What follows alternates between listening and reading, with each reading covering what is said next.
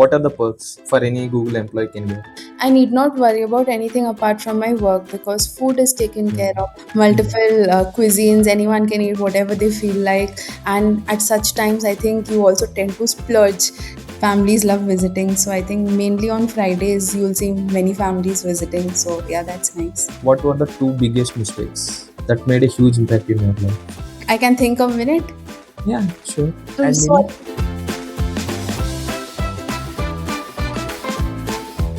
very sorry, very sorry, very sorry. what are the most important DSA patterns for interviews? Sometimes the interviewer starts with one medium question, and depending on the answer, they then make it a little harder. For working professionals, only one thing, one advice is Yes, that is a very big mistake, actually. Very right. Right, all right. for a student and for a working professional. Hmm. If they're starting from scratch, how their preparation should look like to crack any product-based companies. To grow, system design is a very, very important skill. DSA might help you get the job, but system design is what helps you stay in the job. How to pick a right projects. Visibility matters a lot, is what I'm trying to say. True. Your interviewer, even if it's wrong, wants to understand your chain of thought, how you are thinking, how you analyze things. What is the right way for asking reference? You can just reach out to me on LinkedIn or, yeah, mostly on LinkedIn, or you can comment on my YouTube videos. If you want anything, I reply.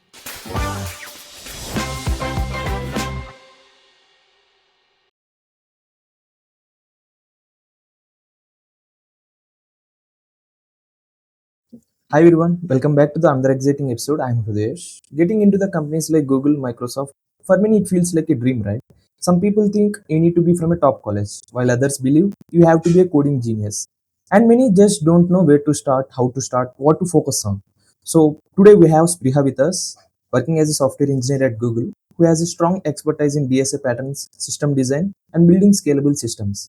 In this episode, we'll break down complete clear roadmap for students aiming for top product-based companies and for working professionals who are trying to switch. Thanks for doing this, Priha. Thank you for having me, Radesh. How are you doing, Priha? I'm doing good. How are you doing? Thanks for asking. I'm Yeah, doing really great. nice. Priha, let's start simple. What does a typical day look like for a SWE at Google? So a typical day, I think when we hear about a software engineers working in big tech, we think about them writing code most of the day.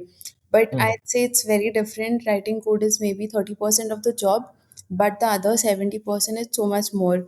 It's on any given day, it's writing design docs, understanding Okay. the system architecture, debating different decisions, architectural decisions with your teammates, and debugging incidents, production incidents about why a latency spiked for some service. So Hmm. understanding all these trade-offs. So 70% of the work is all of that. And Okay. once all of those design decisions are airtight, then you Hmm. go to writing code, and that writing code maybe takes only 30% of the time because you brainstormed so much that you have thought of every possible edge case, every possible thing, so that you come with sound judgment when you start writing or start implementing. So every day is different that way, and every Can I day. know what's the mindset difference between a normal MNC employee and a top product based for a employee who work at top product based? So I've not worked at a service-based company, but from what I've observed, I think you probably have some service-based experience, so you could also shed Yes. some light on this. Mm-hmm. But I think for product-based companies, there's a lot of defined processes that you follow. That is, Mm. you have to get your designs through. You have to go through multiple rounds of reviews before you Mm. do something. And in a service-based company, you can also work across multiple services, whereas in a product-based company, you are working on a specific product. But I think the scale at which you're working and the cost of your design decisions varies. That way, I Okay. think there's a difference. One change I have observed is in MNC, Hmm. if you have any framework, if you want to implement on your own, Huh. you can't do it. You have to get an approval from your top level leadership, whoever they have. But I believe in product based companies and startups, we have that kind of advantage, right? We Hmm. can propose any paper if you found any research paper that Yes. is You can find it productive. You can suppose that Right. you can do it. Yes. So I guess the when you say mindset difference, there's a lot Mm, of difference in the kind of discussions, etc. also that you have with your colleagues, teammates. You're discussing about different approaches, different ideas, something can be done. And I think most of the times you will also be heard. It's not uh, that you are assigned a particular thing and you should do it in one particular way. mm, mm. But you can come up with some other idea and explore that, and you would be given that freedom to explore different paths. Okay. Also, Spriha, I have seen few reels about the food part. Food of Mm, Google. mm. Yeah. Food is great, yes. Can you share? Can you share a couple of lines? About the food. So, well, Mm, yeah, I think that is one of the main highlights or perks that Google mm, has. And mm, I think that is one of the highlights. But being a Google employee, one thing I really feel uh, very fortunate about is I need not worry about anything apart from my work because food is taken care mm. of. If I want to go to gym, there are yoga, there are other Zumba classes, etc. Okay. There are so many things. So everything else, even transport, everything else in my work days is taken care of. Only thing that I have to worry about or think about is my work. And food is, of Mm, course, great. We have multiple cafeterias, mm, multiple cuisines. Anyone can eat whatever they feel like. And at such times, I think you also tend to splurge and overeat mm, sometimes. So it's also important you keep that in balance. And there's also all healthy options, and there are also slightly unhealthy options. So again, it comes down to the person on what you wish to have. But I think the first 1 or 2 months after you join, you kind of like overindulge a little, and then mhm. you start off getting a balance. Okay. Yeah. If you are comfortable sharing, can you share what are the perks for any Google employee can get? So perks, there are, of course, the food perks are there, then Mm, transport, going mm, to the office, coming to the mm, office. So every hour there are cabs. So that's transport, that is food is covered. Then we also get massage points. So there's a spa in mm. office. So yeah, so every Okay. Google Versary, that is Google Versary is the your anniversary from when you joined Okay. Google. So Mm, every Google Versary, you are awarded 60 minutes of massage points.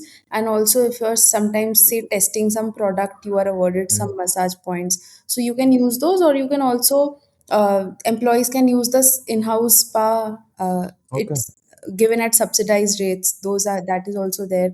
And apart from that, there is yoga and Zumba classes, as I mentioned. If someone doesn't Mm, want to go to the gym, there is gym, of okay. course, but there are yoga and Zumba classes as well. And then if we wish to say learn something or pursue something, then Mm, a part of the cost, if you're doing some course, a part of the cost okay. is again Mm, reimbursed. That is also there. Then there are also G-Serve events. That is how we can be of service to the society, wherein okay. I think every year we are given about $400, which we can donate to causes of our own choice. So Mm-hmm. these are some of the Okay. perks from the top of my mind. There Mm, are mm. more, I am sure, which I'm missing out, but yeah. Okay. Also, can you share the interview process? Yeah, I received a lot of DMs about this interview Right, process. right. Even I keep receiving Mm. DMs about the interview I mean, process. how many levels were there? How Actually? many rounds you mean? How many rounds? So it starts with there is a if you are a college student, there might be an online assessment as well. Okay. But sometimes the online assessment is not there, and it starts with a phone screen round where a recruiter comes, calls you, and tries to understand your resume, your profile, if it would be a Okay. so that is one. If you're done with the phone screen from the recruiter, then there's a technical phone screen, which is a 45 minutes DSA round. And that Okay. is again a screening round where it is decided whether you will be going ahead for the other on-site rounds or not. Uh, okay. Spriya, Yeah. we'll make it. We'll make it little simple. Okay. Okay. For a student, Okay. what are the rounds? How many rounds were there? First of all, we'll make it simple for student and then a working professional who want to make a switch. I think it is similar. Same. Only thing is Okay. students might have an additional online assessment at the Acha, okay. start. Okay. Okay. Apart from that, it will start with recruiter phone screen. Number one. Okay. Second, technical DSA screening Okay. round. Mm. Then comes on-site rounds, which is about three coding rounds. Okay. Mm. And then there is one googliness or leadership round where Okay. you are analyzed on if you're going to be a cultural fit or not. So about 5 or 6 rounds in total. And there's also a team matching where after you're done with all the Hmm, rounds, hmm. you're matched with a particular team. And I'm hearing that nowadays the process is has changed a little, wherein the team Okay. matching happens first and then the interview start once you're matched to a particular team. Okay. It may vary based upon the rules. The interview rounds, Interview yeah, rounds. interview rounds can vary. So if you're going for a software engineering role, then it Hmm. is pure DSA rounds. If you're Okay. going for something else, for example, a system reliability engineer role, Hmm. then the kind of rounds might vary depending on that. You might be Hmm. asked system level questions in one round or networking questions in another round. Okay. But there's going to be at least one DSA round for sure. Okay. How many questions we can expect? So DS. in a typical, it actually depends completely on the interviewer. Okay. But you can expect either two medium lead code questions or Hmm. one hard lead code question. If it's medium questions, there are usually two questions. If it's hard question, there's usually Hmm. one question for the whole 45 minutes. So how it happens is sometimes the recruiter, sometimes the interviewer starts with one medium question, Hmm. and depending on the answer they then make it a little harder and they ask a couple of follow-ups and then you customize your solution as per the interviewers asks. So that's how it goes. Acha. System design. So system design is not in Google for early career. System design is not asked, it's pure DSA.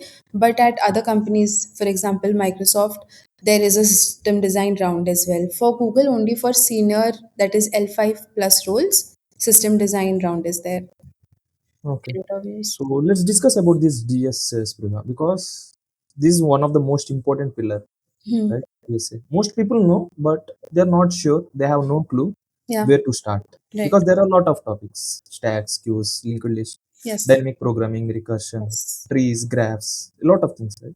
Can you give us a little kind of roadmap? I'd say, and this is, I'd say, don't scroll, read lead code by random topics and don't solve just Hmm. randomly questions.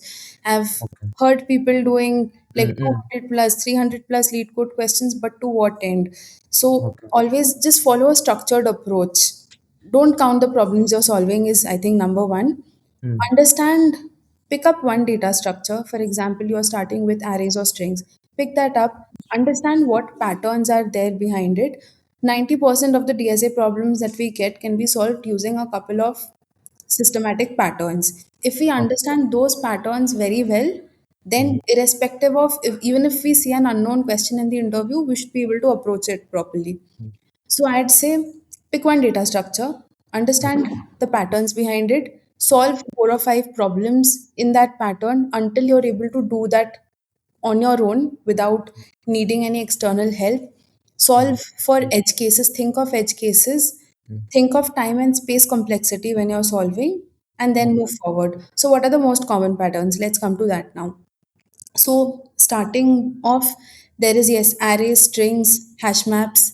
Hmm. Then there are patterns like sliding window, then two pointers, fast and slow pointers. Then there is heaps, trees, Hmm. graphs. In trees and graphs, there is BFS, DFS.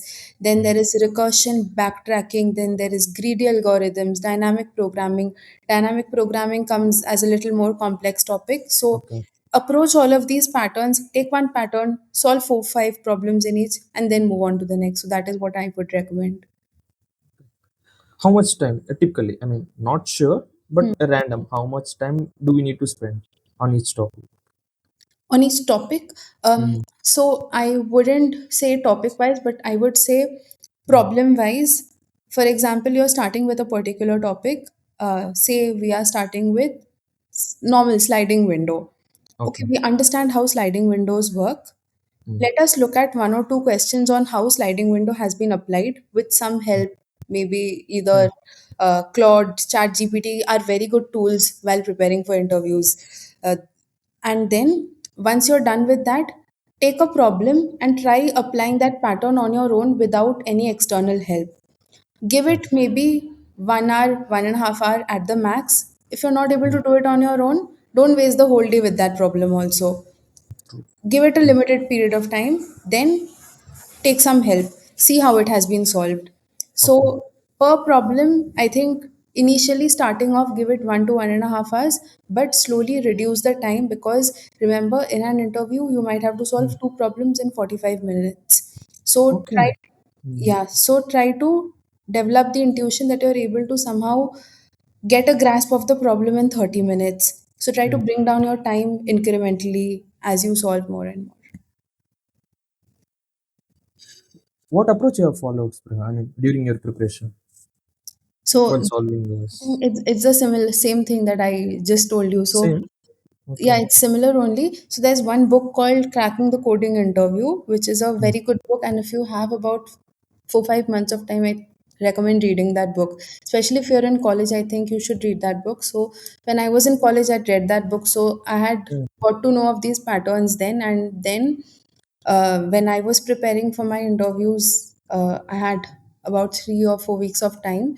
So then I Okay. went by each pattern. I tried to solve 4 5 problems under each pattern. And there are two lists called Blind 75 and Grind 75 on LeetCode, which Mm. are kind of an exhaustive list that covers lots of questions in each pattern. So once you, it's said that once you're done with these lists, you kind of have a good understanding of all of these patterns.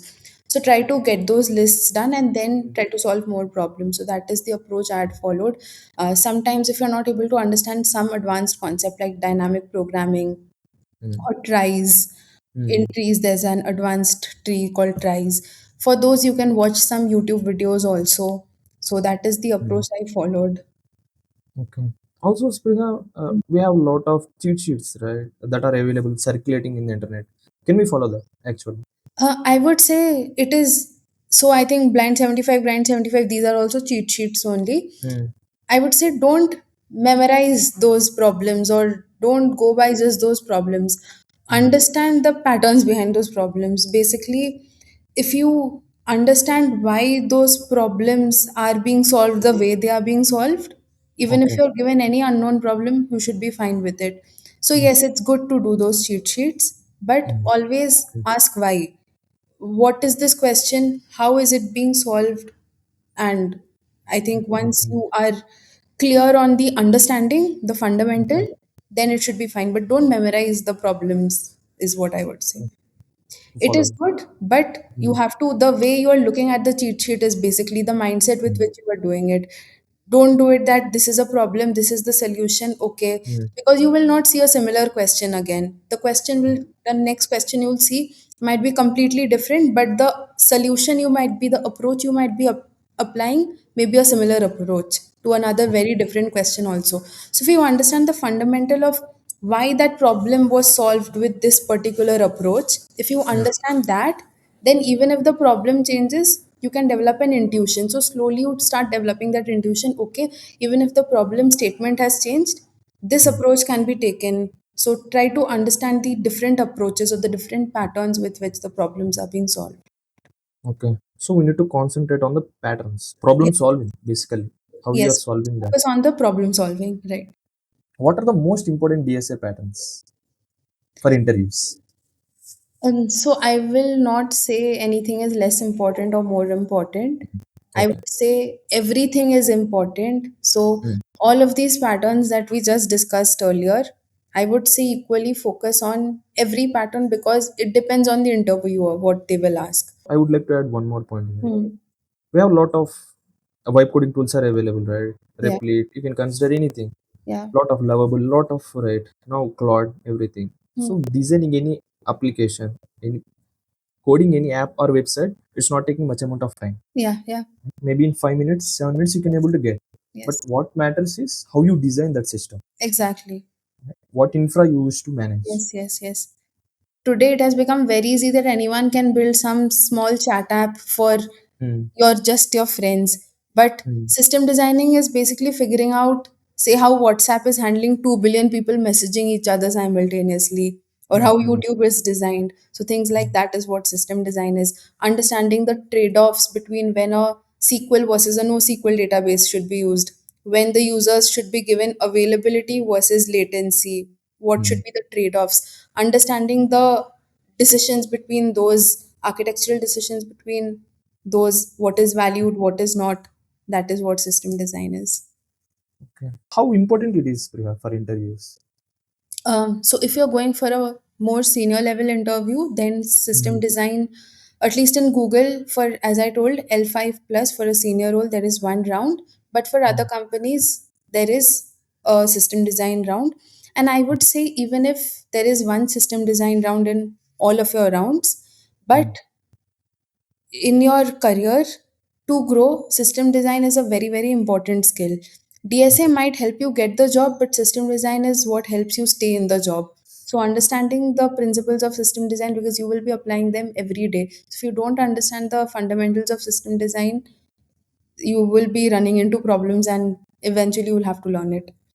Got it. Yeah. Can you share any resources For system for the design, system design? Mm. there is Alex Su's system design book, Okay. which is very good. Apart from that, I think there are a couple of blogs. So I think all of the companies like Uber, Netflix, Mm, Amazon, they have their engineering blogs. So mm, I mm, would mm, say keep reading those blogs to understand what mm, architectural decision they made, mm, why someone chose a monolithic stack over a microservices architecture. mm. So things like that is what system design is. So yes, Yeah. Reading is still alive. reading should be alive, and if you feel like you do not want to read, if there are very long papers, I think there are tools like Notebook LM nowadays which Mm, can mm, mm, summarize content for you and help you learn. I think Gemini also has a guided learning feature wherein it guides you through your learning.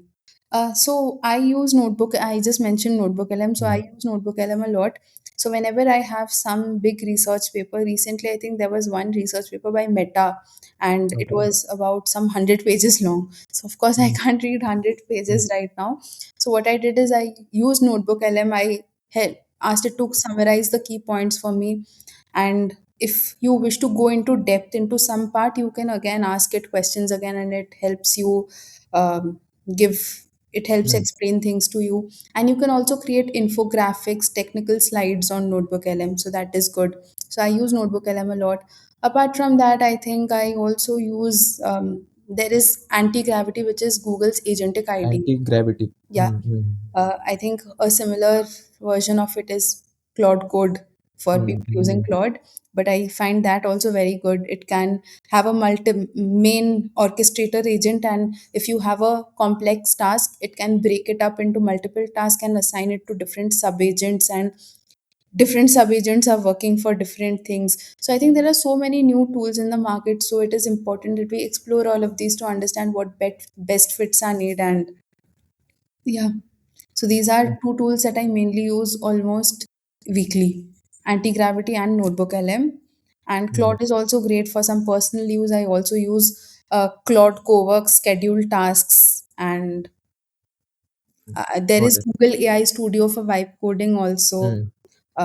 That is also there. It has both backend and front end integration now. So, yeah, these are the top AI tools that I use. Do you use anything? Daily cloud code. You use Cloud Code, right? Cloud code anti-gravity. Nice, nice. If you're comfortable sharing how AI is being integrated for all these products, tech products, mainly in Google. For tech products in Google. Mm, So I think everywhere AI is being integrated now, mm, mm, especially every day. If you would have seen, Sundar Pichai had mm, posted something just last week, and it was written there that 75% of the code generated within Google is now AI based. So mm, we are using mm, the AI in our day-to-day work. That is, of mm, course, there in it is being used as a productivity tool. And especially, I think since you asked how AI has been integrated in Google products, if you look at the work now, I would also say I'm not endorsing anything at this point, but mm, I'm just stating facts, what is mm, available. So if you look at Google Workspace like Docs, Slides, mm, etc., you see the Gemini icon.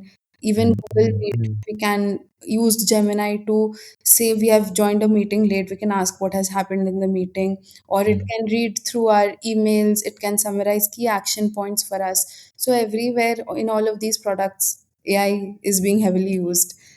And Yeah. For any Google employee, they can offer kind of visitor pass for their family members, for their friends, right, to Mhm. visit their office. Can you share? Can you share a little bit of? So there are also rules around it. Hmm. Can every employee can get two visitors in a month Okay. as a Hmm. social visitor, and they can take their either family or friends or anyone, but two visitors. And there's a Hmm. time limit also. That is Okay. only, I think, between 9 a.m. to 6 p.m. you can get a visitor inside, and they can go see the whole Google building, the Hmm. cafeterias, the game rooms. There is, I think, the new Hmm. office that's there in Bangalore has a small golfing area. It Hmm. has an arcade, so it's very nice and fancy. So families love visiting. So I think mainly on Fridays you'll see many families visiting. So yeah, that's nice. For a student, okay, for a student and for a working professional, Hmm. if they're starting from scratch, Hmm. how their preparation should look like to crack any product-based companies. Okay. So I think let's start with students, Mm. right? So if you are a student, you are still in college, you don't have any real world exposure. Mm. So one thing is, apart from DSA, let's say DSA is something that both working professionals and students have to focus on. We've Mm. already established that and we've spoken about that also in length. Mm. Apart from DSA, what do you put in your profile or your portfolio? So Mm. as a student, you don't have anything apart from what you've been doing in Mm. college. In that case, things like attending hackathons, attending Oh. Mm. conferences, Mm. your internships, all of this matter. Are you doing any open source contributions? So, Mm. as students, look for opportunities like these, build your brand around these, and Mm. put these on your portfolio that if you won some hackathon, if you wrote some research paper, if you Okay. learned something from some conference. Also students also do many courses throughout their college, and I see students posting that I did this course, I did that course, but Mm. I've Mm. seen very few students who actually post about what I learned from this course and I created some project out of the Mm. learning of this course. So Mm. I think every course that you do should also be backed by something solid, that yeah, I've done something from the True. learning of this Mm. course. That should be there. So whatever you're doing, put it on GitHub. Okay. Your GitHub is also like your second resume. Mm. And go out of just building a simple clone of something or a simple CRUD application, because right now with vibe coding anyone can Mm. build a simple basic something. Understand, try to look at some problem that you actually have and try to work on some, take a stab at some real world problem and try to explain the design decisions that you took, why you used say a graph database and not some other database, or Okay. why you how you dealt with a distributed system kind of thing. Try to Mm. integrate those things in your project when you're doing something as a student or a Okay. working Mm. professional, so that you can highlight those in your resume. Also create a portfolio website for you if you're a student. Mm. All of Mm. these things help you stand out, because everyone is doing DSA nowadays, everyone is grinding lead code, etc. So what is helping you stand out, what is helping your profile stand out? So that is where, how you build your personal brand, how that is when that Okay. comes to help. So that is for students. And Mm. for Uh, working professional, uh, yeah. yes, Yeah. Priya. Yeah. One nightmare is for student. For Huh. students, majorly I faced this during my college days. How to pick a right projects? I think for that, the best thing is ask yourself what is some problem that you are actually facing. For example, let's say anyone can build a to-do app. If you look at student portfolios, Mm. there are so many to-do apps that people have built. Same templates. We can able Yes, to easily identify. people Yeah. can Mm. change. Mm. But say something like some application that analyzes logs and tries to intuitively find out bugs from the logs of applications. That is Okay. something novel, that is something different. So try to look for abstract problems like these, and you will find plenty in your daily life if you are just observant. Mm. Note these down wherever you go, keep noting down, and Okay. then when you have a project to do, for example, Mm. for any particular course in college, try to see how you can apply that course to the list of problems that you have listed down. So that is how you need not be perfect, but it will help you at least get an idea of Okay. how things work. Yeah. Because why I have mentioned this is Most of the students used to get projects from GitHub itself. Right. Same as you have mentioned, Right. Yeah. some static pages, e-commerce applications. Mm-hmm. Easily can able to identify among 10 students, Exactly. 5 students or else 4 students used to replicate the same project. Exactly. So what is your own? That is the value add that you do in that case. Okay, so don't fall for these templates. Yeah. Use those templates as a Mm. base, but add Okay, something of your own. There should be novelty at the end okay. of the day. So, okay, even if you are using any existing projects, try to add your own unique feature. Yes. That helps during your interviews. Yes, and also understand how the design of it has been done, or change the design if you think something is can be done better. Okay. Maybe propose a change and do it in your own way. Use those projects as inspiration. It's not like you Mm, just chuck those. Use them as mm, okay. inspiration, but get inspired and do something of your own on top of that. Perfect. Certifications. Does it still matter? Certifications, does it still matter?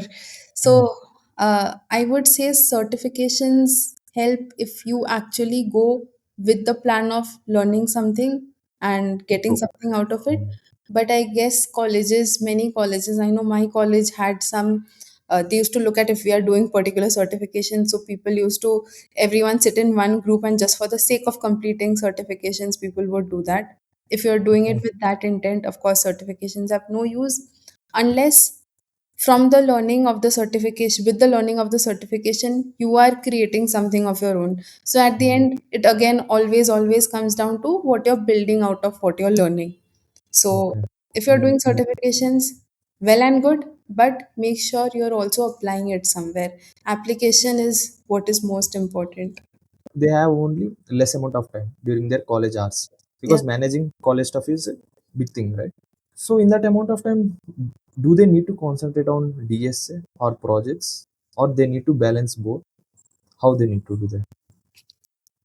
So you have 24 hours in a day. I know when you're in college, it feels like you don't Mm, have time, but I think if you manage your time properly, you can make time for both. You need to make time for both at the end of the day.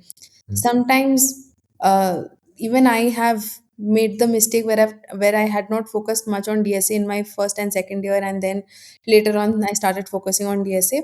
But if mm. you start focusing from the first year itself, you can create a very good balance out of it. So maybe Okay. every week, keep maybe 3 days for focusing on DSA, keep 3 days for focusing on Mm, building side projects, and 1 day for your whole fun.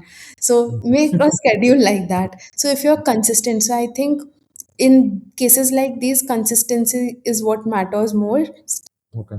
because in one go if you give a lot of intensity and try to do something in 1 or 2 days, yeah, you'll create something, but that learning might not stick.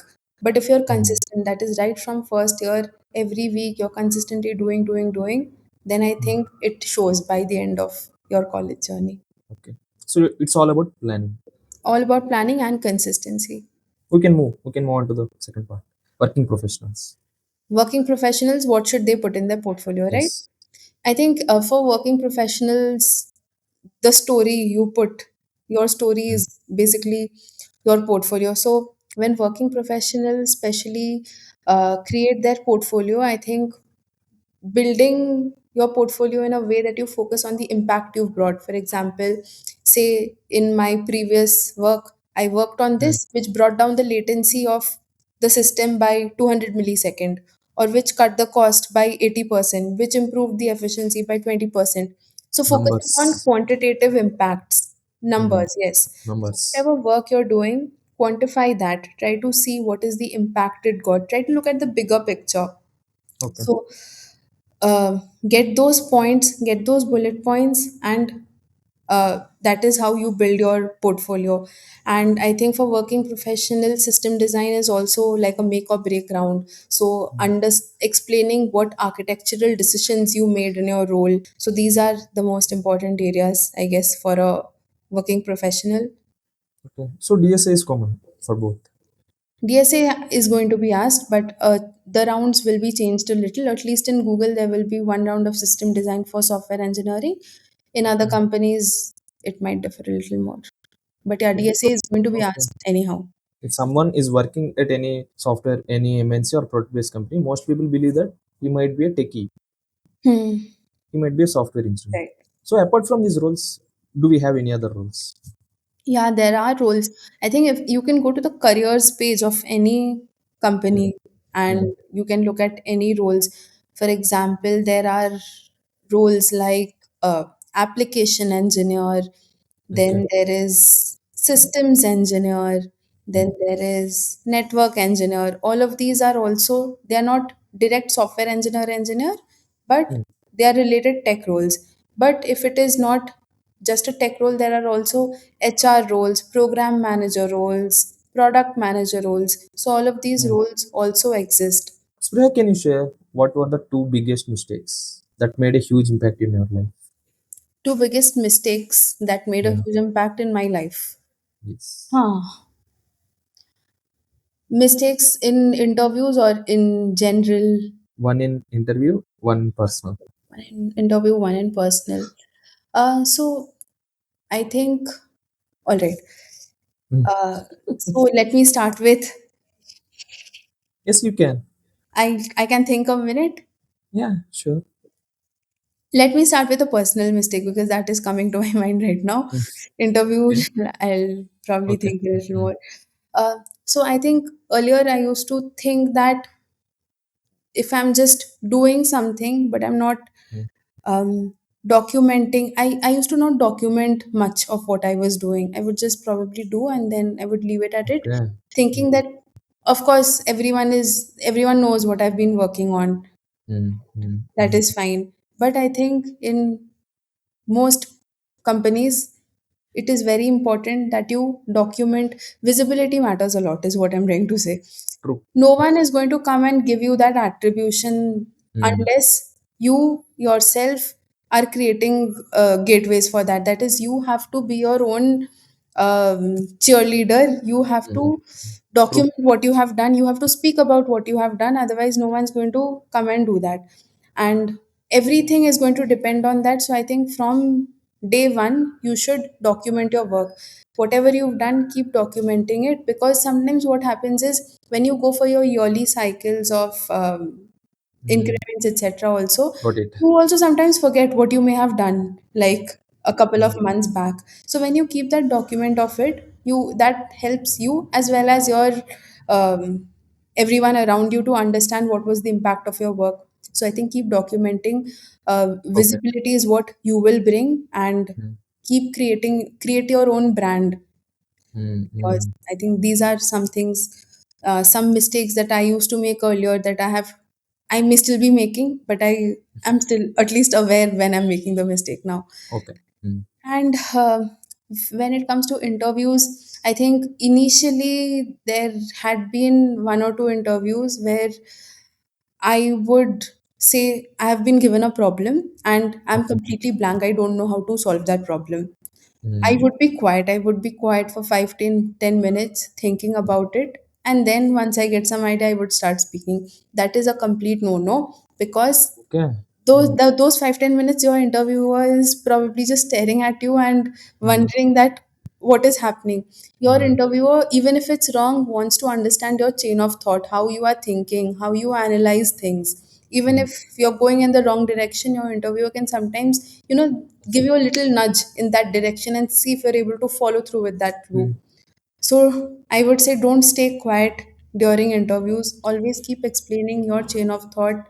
And I would say treat an interview as a conversation, not as a solo performance.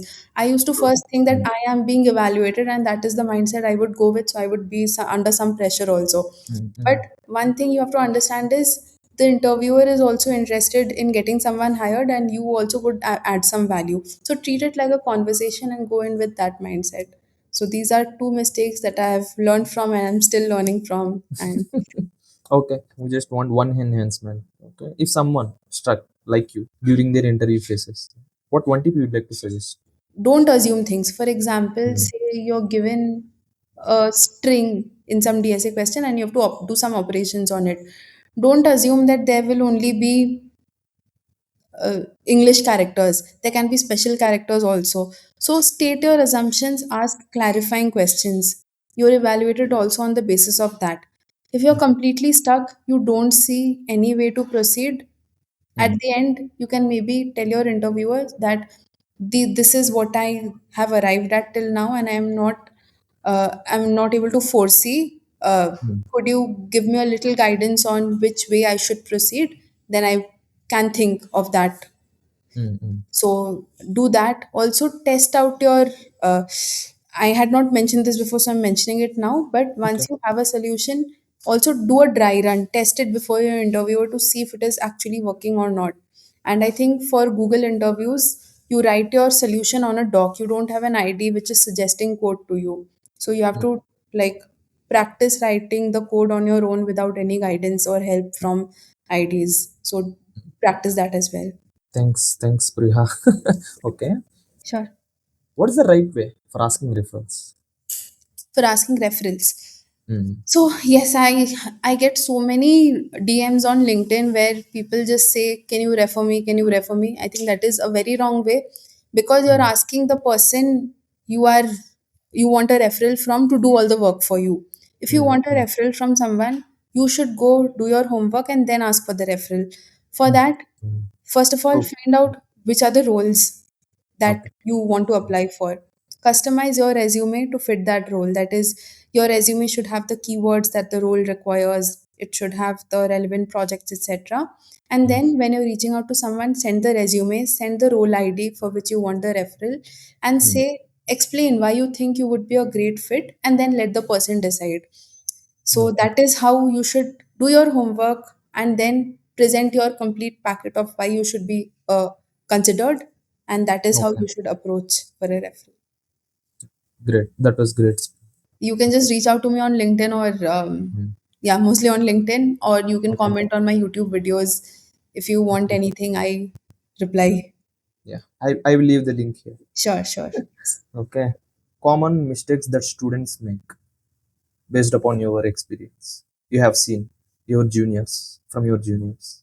Uh, right. So I think common mistakes that students make is in college, Mm, most people don't focus on building side projects with the actual intention of creating projects. They just do it mm, to get the grade of the course because they have to mm, show some project.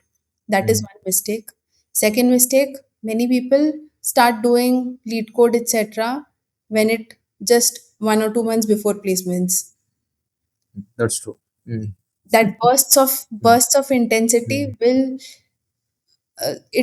it won't give you consistent results. So if you're consistent right from day one, mm. your performance would be much different.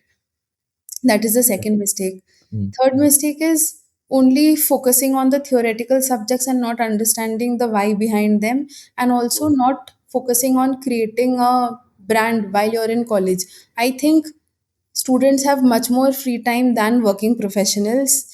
Mm, So I mm, think they can use that time to create their explore things, create YouTube videos, mm, or write your blogs, go to conferences, talk to people. So there are so many things that students can leverage when they are in college, and many students don't do that. And this mm. can create a very unique leverage for you later on in your life, which can open much more opportunities for you. So do all this. So I think these are the True, true, top true. three that's coming to my mind. Well, I'm no one to comment on that, I No, no, think. not commenting. Well, It's no, but it's a kind of sharing thoughts. You can consider in that way. one thing, I think the same thing that I told earlier for me, that not documenting enough of what you're Mm, doing. okay. Or I agree. sometimes I see, especially in companies where legacy code is used a lot, there a Mm, lot of the legacy knowledge stays in people's minds. It is not mm, well mm, documented. And then another thing, I sometimes in some companies I've heard of or seen is that what happens is uh, there is not there's not enough freedom to make your own decision of how you would like to do yes. something. Mm, For example, there is some yes. kind of micromanagement that comes in and Mm, you're expected to mm, deliver in a particular way. But mm. if you're given that freedom, right now I see the difference. When I'm given that freedom to do a particular task, there are more creative juices flowing and you have multiple more ideas. So I think True. that is Mm, also something that probably more leadership positions can think of in. true. Yes, Yeah. yeah, Yeah. Also, I would like to add one more layer for sure. students, for working professionals. Sure. For students, Hmm. during their interview time, Hmm. while explaining any project or any topic, try to deliver it with a real world application. Hmm. If you are explaining any project or else any particular API, consider any terminology, API, any word, Hmm. any specific thing, try to explain it with a real world application rather than explaining with a pure definition form. Right. That creates huge impact. Yes. That is one thing. For working professionals, okay, only one thing, one advice is get out of your comfort zone, Yes, that is a very big mistake, actually. Very right. Now that you right? say it, yes, I've seen so many Mm, people who are comfortable where they are and they have been there mm. for many years, but because they're comfortable, you don't Say say yes to every opportunity. yes.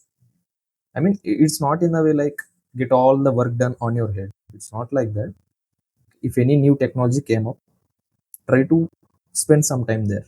Uh, I would differ a little on that. I won't say yes to everything. I think you also have to be selective about what you're saying yes to, because your attention is at the end That of is the what day I'm saying. limited. Yes. So it has to be focused on the most Mm, important things.